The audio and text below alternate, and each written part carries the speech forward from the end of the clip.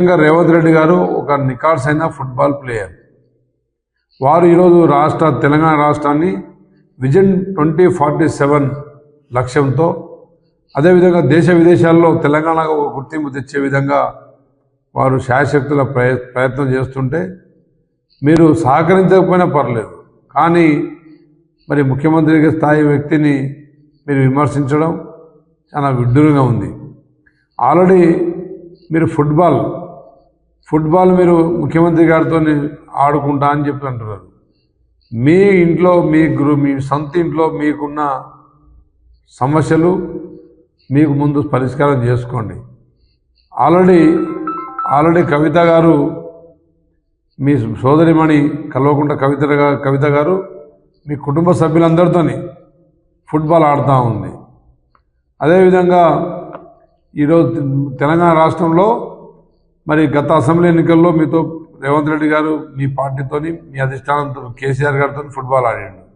Parliament ఎన్నికల్లో కూడా రేవంత్ రెడ్డి గారు ఫుట్బాల్తో కొడితే మీకు 0 అదేవిధంగా మరి జూబ్లీహిల్స్ బై ఎలక్షన్లో మీ అహంకారపూరితమైన మాటలతోని జూబ్లీహిల్స్లో కూడా మరి మీరు చవి చూసిర్రు.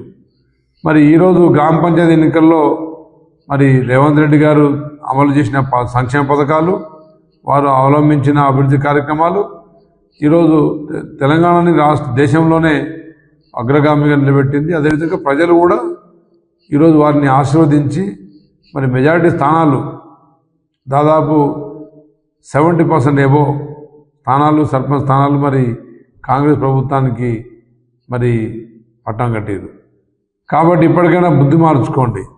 మీ అహంకారపూరితమైన మాటలతోని, అదేవిధంగా మీరు గత 10 సంవత్సరాల్లో కొల్లగొట్టిన మరి ప్రజా సొమ్ము ఉంది కాబట్టి మీరు అహంకారపూరితంగా మాట్లాడుతా అంటే తెలంగాణ ప్రజలు ప్రతిదీ గమనిస్తుంటారు. తెలంగాణ ప్రజలే మీకు భవిష్యత్తులో కూడా మరి మీకు బుద్ధి చెప్తారని చెప్పి తెలియజేస్తున్నా. అదేవిధంగా మీ కుటుంబంలో మీ ఆధిపత్య పోరో లేదంటే అక్రమంగా సంపాదించిన మరి ప్రజాస్వామ్యాన్ని పంచుకోవడంలోనూ ముందు మీరు ఆడుతున్న ఆ ఆటను ముందు మీరు ఆపండి. తర్వాత మీరు పెద్ద మాటలు ముఖ్యమంత్రి గారి మీద ఇప్పటికే చాలా మాటలు మాట్లాడారు, సోనియా గాంధీ గారి మీద మాట్లాడారు. అది మీ వ్యక్తిత్వాన్ని దెబ్బతీస్తా తప్ప, అదేవిధంగా మీ పార్టీకి తప్ప మరొకరికి కాదు అని చెప్పి నేను సూచిస్తున్నా.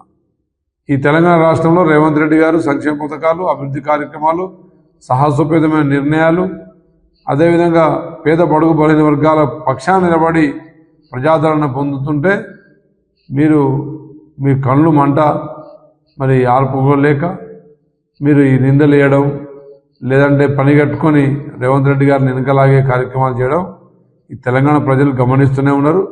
తప్పకుండా రాబోయే రోజుల్లో కూడా మీ పార్టీ ఉనికి మరి పూర్తిగా కోల్పోయే పరిస్థితి ఉంది, ప్రమాదం ఉంది. దాని గురించి ఆలోచించకుండా కేవలం ముఖ్యమంత్రి గారిని విమర్శిస్తే మీ పార్టీ పైకి లేస్తుంది, మీరు మళ్ళీ ఇంకా మనుగోడులో వస్తామని చెప్పేసి మీరు ఆశలు వదులుకోండి.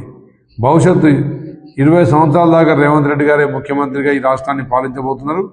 ఈ తెలంగాణ ప్రజలు రేవంత్ రెడ్డి గారి సహకారంతో అభివృద్ధి పదంలో నడిచి అదే అభివృద్ధి కోసం రేవంత్ రెడ్డి గారిని ముఖ్యమంత్రిగా చేసుకునే మరి పనిలో ఉన్నారు.